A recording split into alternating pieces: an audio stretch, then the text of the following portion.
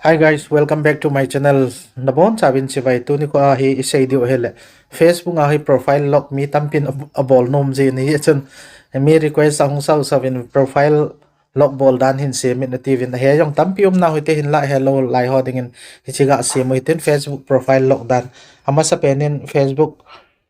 profile la ga lu no hitin channel lu dấu tiếng lệ na Facebook ngay na lu dấu tiếng lệ na logo hi chelai logo hi ga click in lang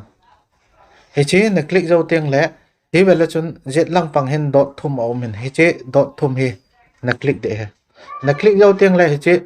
ve su la chun 1 2 3 4 5 anga chan na hi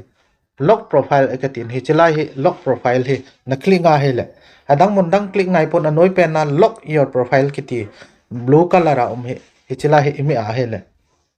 hi you lock your profile only your friend can see the photos hicha okay na me pai dite hiti chu ahile na profile hi lock hitan lock hi chu iti het diwam velau chan anoi hen you have locked your profile akititan ya chu ta chu profile lock de hi je ti chu chom chai ga se hin tin ye chun atha ni le subscribe bolen la chale bell icon comment lang notification ko all in ko chitila video ko sem kiteng amu masapen ni jing di le tata bye bye happy new year.